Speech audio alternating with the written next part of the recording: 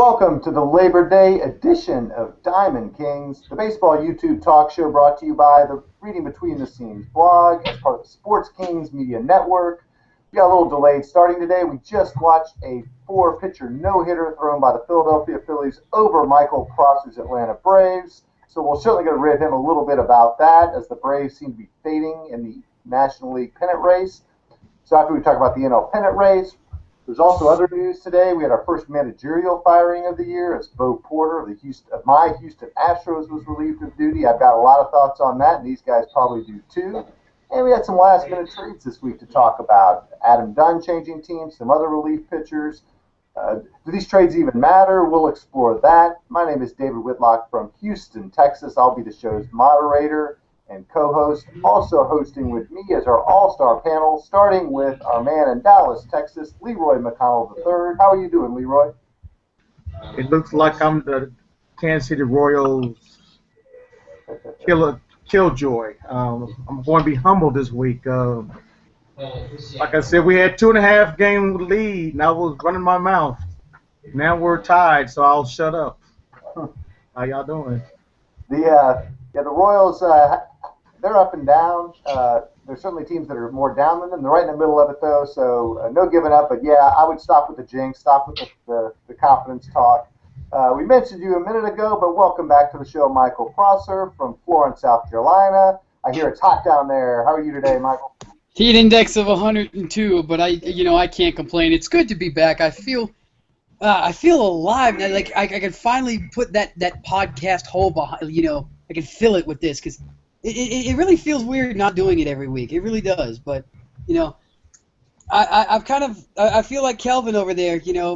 His Yankees are out. My Braves are pretty much out. But yeah, well, there's always next season. Man, already given up, spoken like a true Braves fan, unlike a Yankees. Hey, we're going to blow it in October anyway, so what's it matter? The Yankees never give up until they say it's over. That's where Kelvin comes in. He's been missing for a few weeks as he's been getting ready for college. I think he's at college now. How are you doing today, Kelvin? Welcome back. Does anybody hear Kelvin? I don't hear the music in the background. Senor LaPierre, are you still with us? We seem to be having some technical difficulties, folks. We'll bring Kelvin back in the next segment, maybe. Oh, wait. Do we have? Oh. False hope. It looks like frozen Kelvin again. So we'll. Oh no. We'll proceed, and he'll dial in a minute. So we were just talking about the Atlanta Braves. The Philadelphia Phillies today put together a 4-pitcher no-hitter. Cole Hamels went 107 pitches through 6. Couldn't finish it. Told Ryan Sandberg as much. Decided turn it over to his top-notch bullpen. They beat the Braves. The Braves are still trailing the Washington Nationals. So we'll go to Michael first. What are your thoughts on the National League East race? How do you see this wild card shaking in the National League? It's tight in a lot of spots. Everything is coming down to 2 teams now, except for the National League East race. Washington pretty much has a stranglehold on that, especially with this latest Braves loss. They tried to make some ground up again over the weekend, losing lost that critical game against the Marlins. Seeing, could have gained another game, didn't exactly happen. Washington did take 2 or 3 from the Mariners up in Seattle. I know Bryce Harper knocked a homer into a window, which was pretty cool to see, despite the fact that I really hate that guy.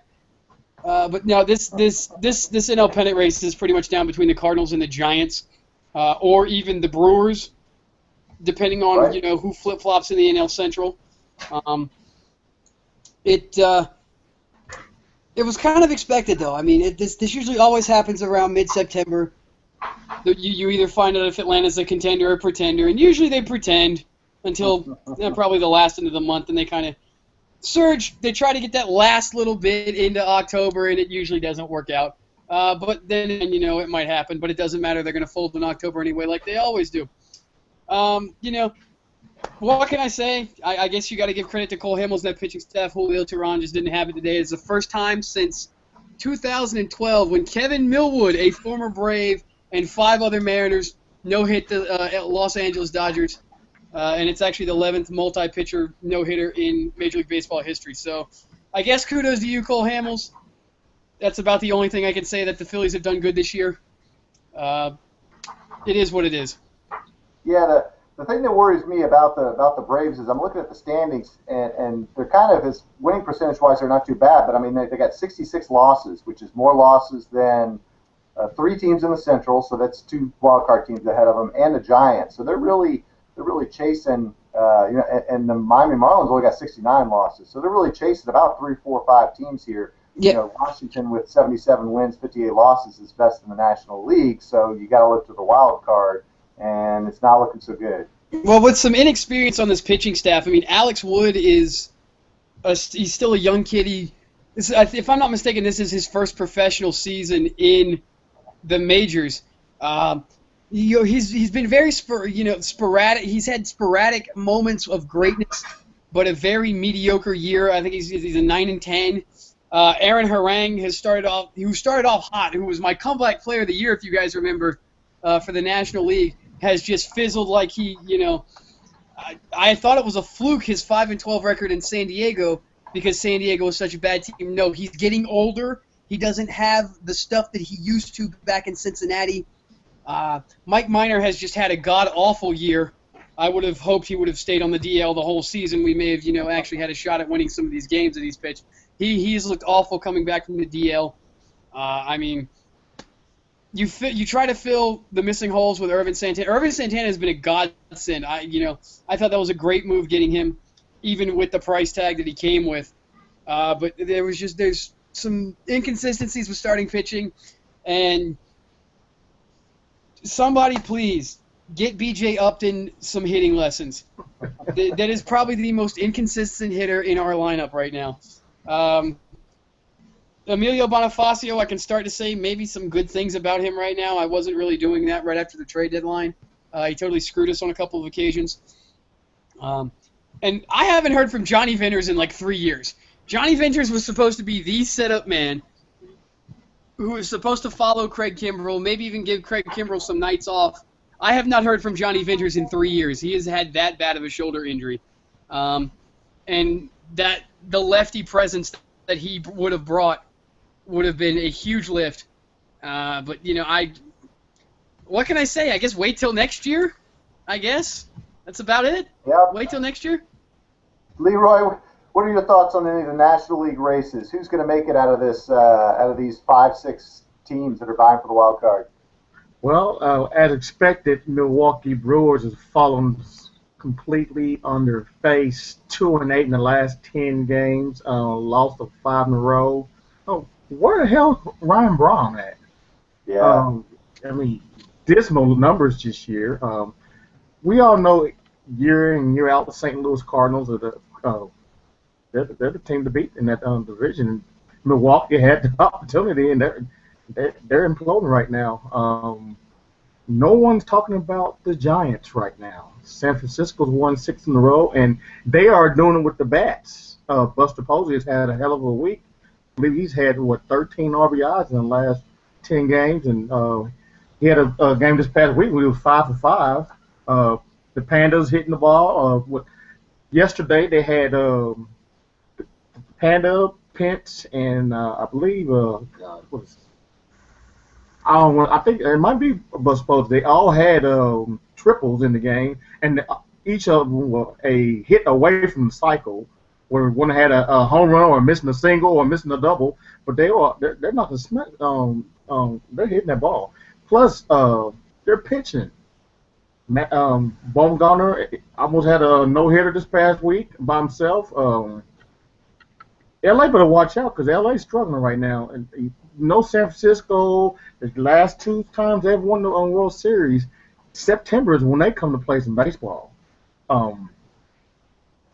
We can talk about Atlanta. Yes, you're right. Atlanta's done. We'll see you next year. Washington is they're the cream of the crop out east, and I'm looking forward to seeing a Washington, San Francisco to take the NL pennant race right there. So it's tight, but St. Louis, you got Washington, LA, and San Francisco. They're from the crop right now. Yeah, I think San Francisco is surprising. They were sitting down there, kind of fading away, 7, 8, 9 games out. They're back to 2.5 games out. They know it's an even numbered year, which they've won every World Series in an even numbered year since 2008. So you can't count them out there. It's a scary team, and the Dodgers don't look like they have that push to just dominate the division, and they find themselves in another pennant race. We're not convinced the Nationals can do it either. Bryce Harper he can hit sometimes, he can't hit other times.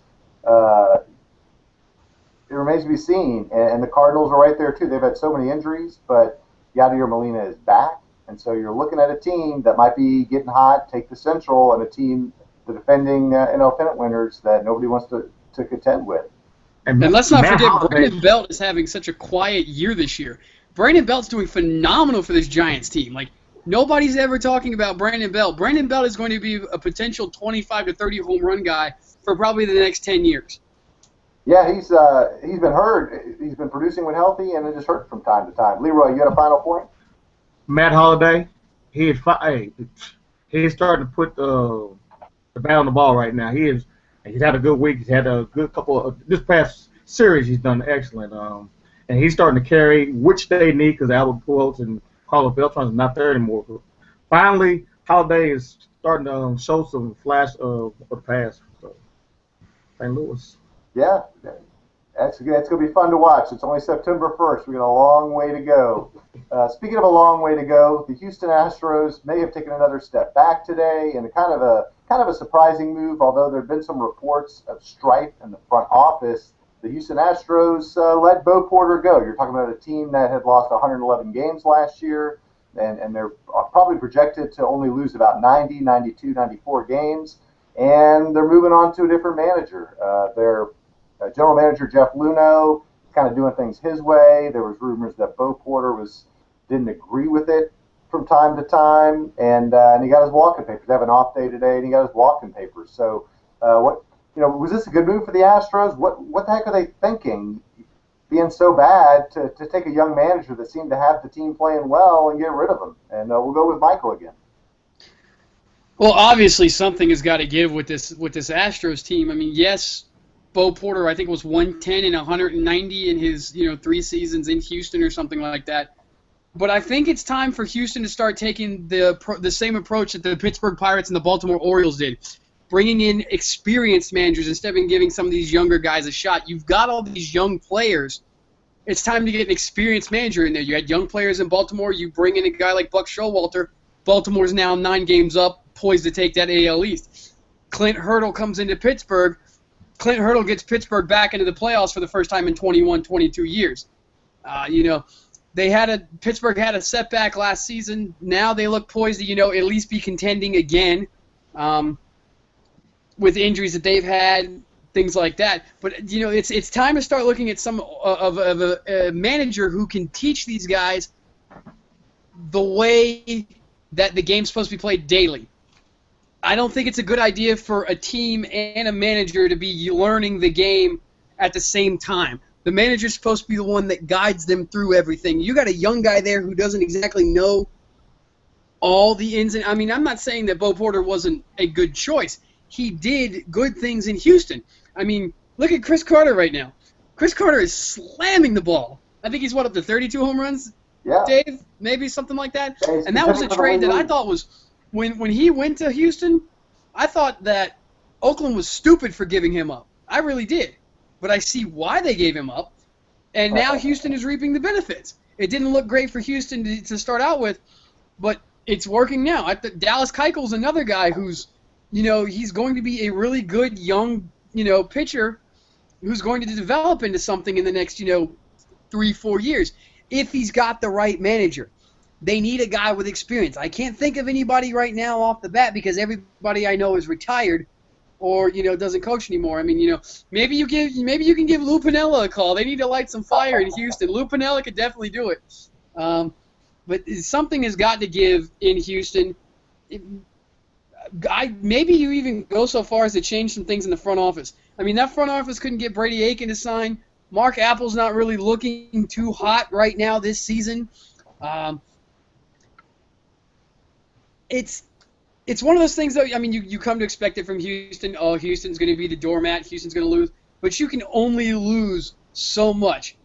Go back to Atlanta in the late 80s, early 90s, when those Braves teams were just as bad. Then Bobby Cox come in, you sign Greg Maddux, they're the team of the 90s. The same thing can happen to Houston. It really can. You just got to believe. Like some angels in the outfield stuff. You got to believe.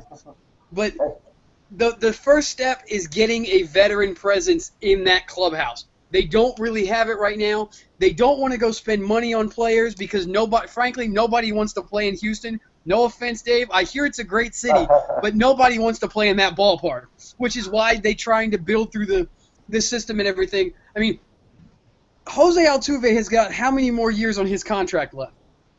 I honestly don't know, but I don't think there's a lot of time left on Jose Altuve's plate in Houston. If they let a guy like Jose Altuve walk, you can kiss this franchise goodbye in about 3 years. Yeah, all those things said, and I only took offense to about half of it. You're looking at a team that they could end up with the league leader in batting average in Altuve, league leader in hits in Altuve, league leader in steals in Altuve, and league leader in home runs in Chris Carter. They've got some third best now. Yeah, he's Cruz hit 35. Giancarlo Stanton just hit his 34th today. And Carter, he had that peak that he's starting to come off of, so I'm not sure he's going to keep doing it. I think you're right. I think the next managerial hire, they need to find somebody that can get along with that front office, which has done some things controversially. They moved Mark Capel through the minor league system even though he wasn't performing, and that rubbed some people wrong. They've done some things with contracts, not putting Springer on the roster to start the year so his clock won't reset. They're signing players early. They signed Altuve already beyond his arbitration years for kind of a pretty good discount. I think $6 or $7 million a year, something like that. But it was kind of before he was good, so they're going to owe him this money whether he's good or not. Turning out he's good. They've done the same with Jonathan Singleton, who's turning out to not be so good. They signed him. They gave him $20 million, I think, over several years before he even played in the majors. So they're doing things a little different. It's rubbing some players the wrong way. They didn't sign Brady Aiken, which was probably bad PR, if nothing else. Could be worse if he turns out to be a stud. But I've rambled on long enough. Leroy, we did have to take your Rangers down 3 games out of 4. The Rangers are poised for that first pick, but what are your thoughts on the manager situation? And who's the next manager? Is Ron Washington on a hot seat there in Texas? What are your thoughts? Well, I think Ron Washington is probably safe right now. He has not a lot of leeway, but he's probably safe for this season because of all the injuries and stuff that he's lost damn near his whole team. Bo Porter, to me, he was in a no-win situation, near impossible to succeed with the lineup that he had. You can bring Joe Torre down there to Houston. He's going to have the same results. Yeah, you have some pieces, but you still need some veteran presence. So you do need to bring some players down here. You're not going to win without players. That's the bottom line. I'm hearing rumors that Phil Nevin is a possible candidate. I guess isn't he a Houston? A former Houston. I know he's at AAA in Reno right now. I did hear his name from Bob Nightingale mention him and I guess the Lawless that's who's taking over the interim. Tom Lawless, yeah. Lawless, and they're talking about that he'd probably be another candidate. But Phil Nevin is known as the guy that the Astros drafted in front of Derek Jeter in that whatever draft was. Well, see, maybe he can redeem himself. He needs to. We're still paying the price for that one. That GM, he's saving his own hide, and he's probably need to be next to go along with Bo Porter. I agree. So, and I know Nolan Ryan somewhere in the around the facilities. He's probably been wanting to get his hands on that manager GM job as well. But back on Bo Porter, you don't need a big name. You need a coach. I mean, right. Who knew who Ron Washington was? And I tell you, before they had their success, they were talking about firing him the minute he got here in Texas. And it's amazing that he made it, but they gave him a chance and they put they brought up some players and they spent some money. And that's what the Houston Astros need to do right now. They have a nucleus. They just need to bring in some help. You don't need a big name. You just need a manager that is allowed to coach the team. It doesn't need any interference with front office. And if you're going to go out there and get somebody else, get somebody that's going to get along with your GM. I'm assuming that's what the GM wanted to do all along is get his guy, and he didn't get it. He hadn't had his guy in there yet. So, Go ahead. We'll see.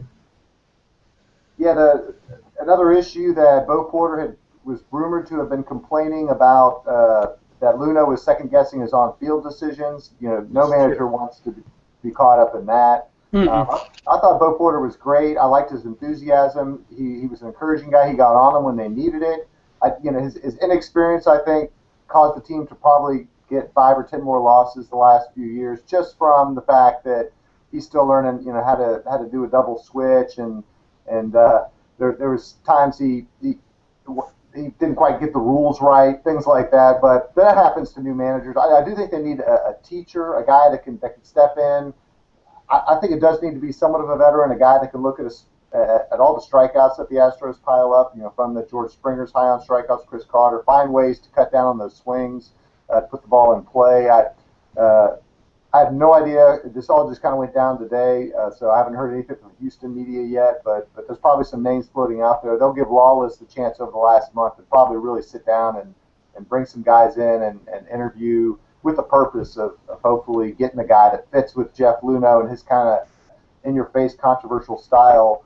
He is the St. Louis Cardinals guy, so you might run through some of the St. Louis Cardinals assistants that have been there over the years as potential guys that they might want to bring in that know the Luhnow approach. So, but the best guy for the job is the Baltimore Orioles. Buck Showalter is the best guy. Yeah. He is the best one with young players. I mean, if they can find a guy like, you're right, that's a good point. They can find a guy like Showalter to come in and get guys to play over their heads. You still look at, I don't know how the Baltimore Orioles are 9 games ahead in that division. All the talent in that division, their starting pitching name-wise is average. They've got some good hitters in Adam Jones and Nelson Cruz. That's the whole reason right there. Oh, hush. He's not. Well, here's the thing, Dave, right quick. Yeah. Just to branch off of what Leroy was saying a little bit. In a sense, I agree with Leroy in essence of how they don't need a name, but a name would definitely help to put asses in the seats. And when you're Houston and you're trying to fill what formerly was Enron Stadium, now what is it, Minute Maid Park or something like that, something ridiculous. It changes every day or something. It's imperative from a marketing standpoint. You can do that when they start. Watch that. You can do that with a number one pitcher. You can do that with a number one pitcher. Get a number one pitcher down there in Houston. Yeah, but we do need to get some veteran. That's a good point you made earlier. We need to get some veteran players into. Scott Feldman was our big offseason signing for 10 Woo!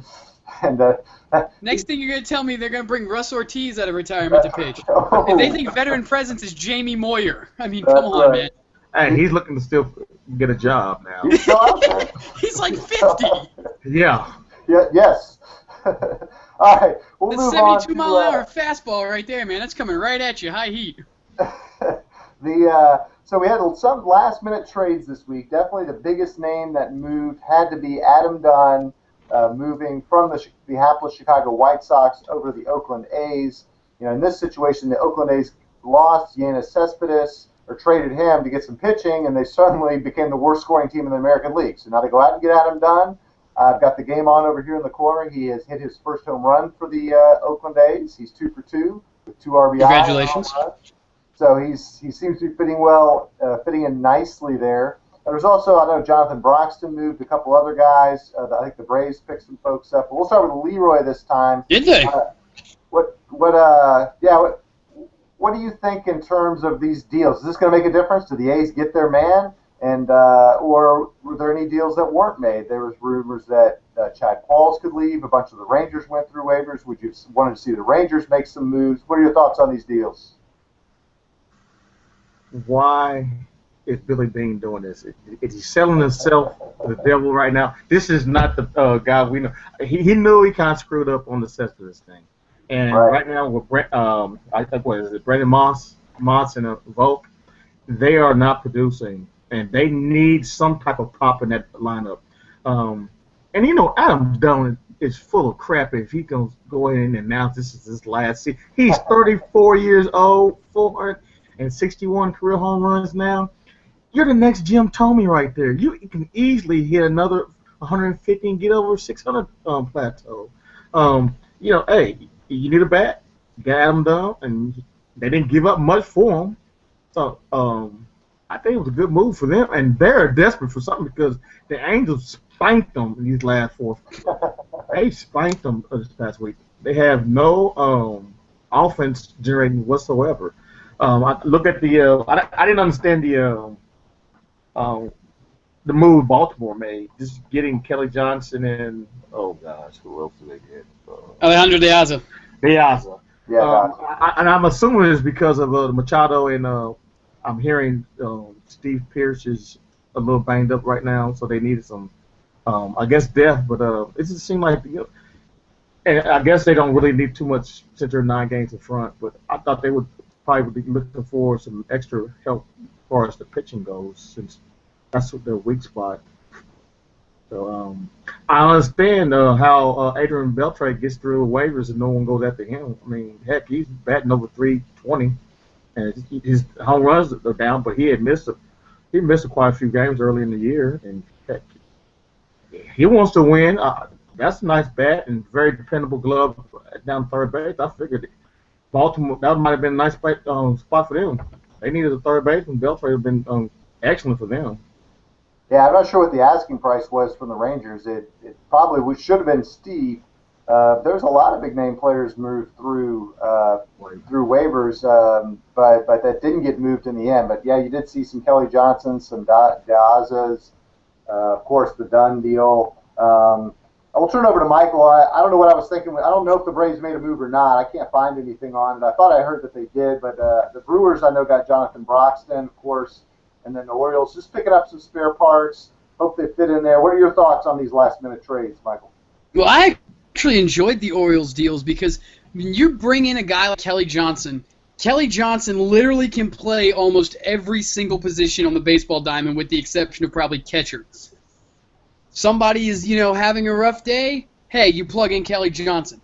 Hey, somebody needs a day off, you plug in Kelly Johnson. That's the best thing about Kelly Johnson. When he was in Atlanta, when he was in Toronto, when he was anywhere, he's a guy you can just plug in your lineup. He does all the right things for the most part. He's the quintessential utility player. Every team needs at least one. I come to think of a guy like Pete Orr. Pete Orr was the same way. He can pretty much play everything but second base and catcher. You plug him in anywhere, he's right there. Same with Kelly Johnson and Alejandro De Aza. Another speed guy, somebody that they can put in the front of the lineup, lead off, guy that can come in, pinch, base run every once in a while.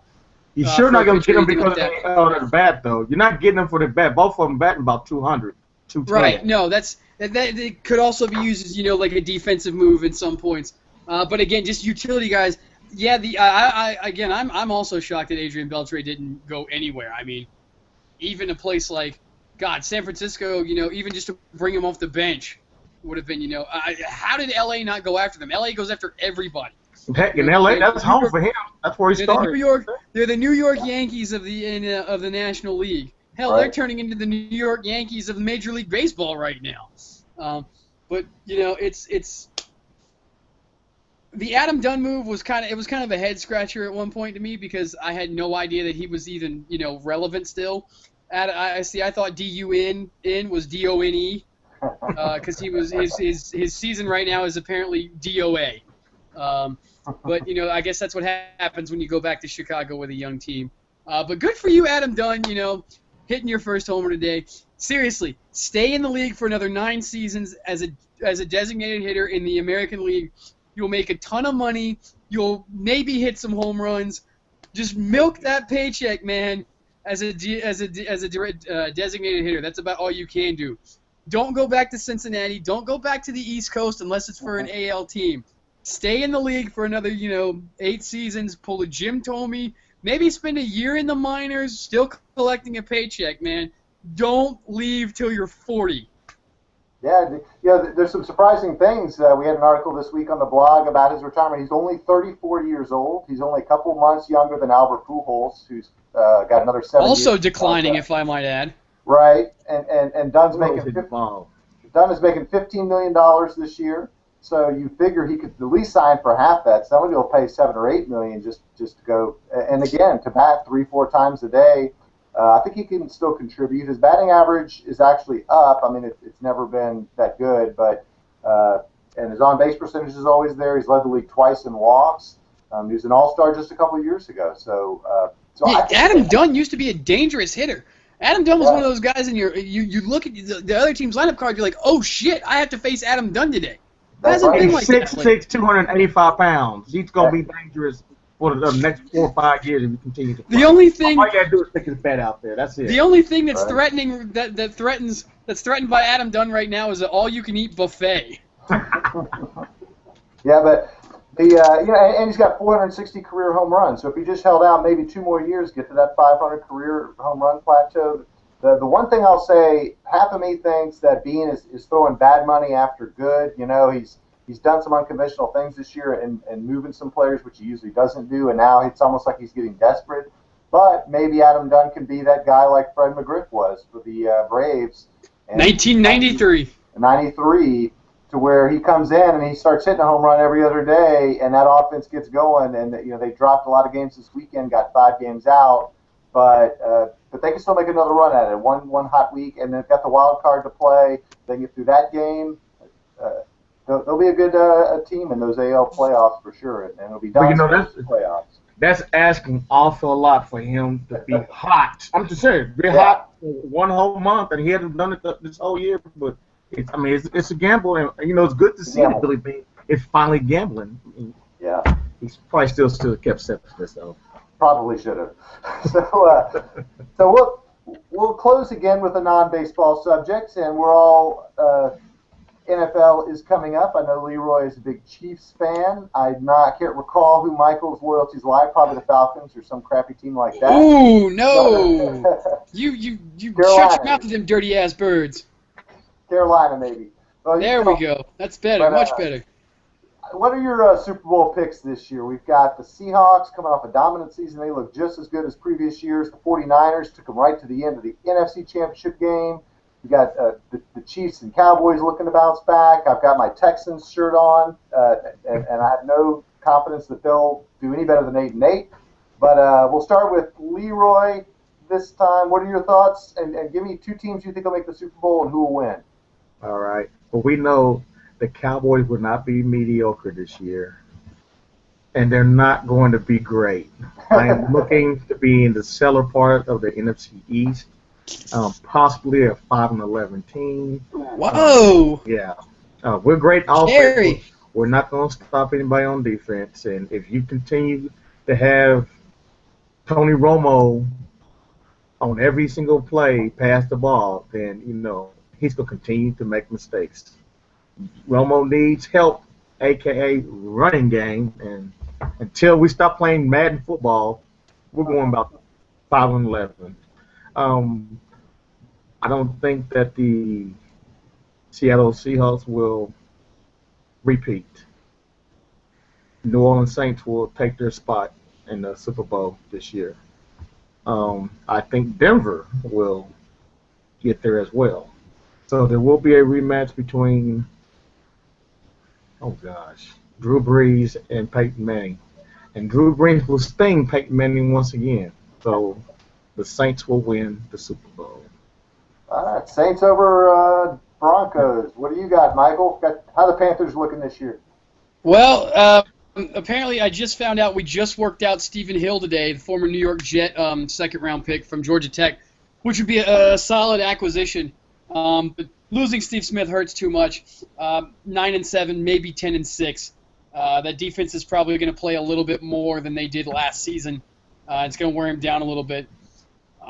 No Frank Alexander for the first 4 games, but nobody really cares. Greg Hardy, it's going to be interesting what we're going to do with him in the offseason. He is coming off of this will be his year with the franchise tag. We got Cody Ealy behind him, but it's Greg Hardy. You got to have the Kraken on the other side of Charles Johnson for anything to work. But aside from that, I got to agree with Leroy. Denver is going back.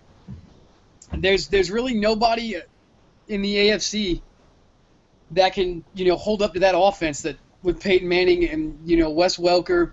Monty Ball's going to have a full year at running back now. They brought in more pieces on defense. And in the NFC, this Saints team looks good offensively. Defensively, they still worry me a little bit. Jarius Byrd is still injured. It's going to be interesting. Rob's good, but they didn't look good last year on defense. They didn't really. They went from it's going to be dead interesting how last to middle of the pack in 1 year. We'll see how that goes.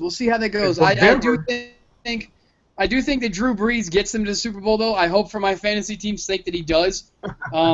Be on the lookout for Suck My Calvin Johnson this year, guys. My team is on the rise.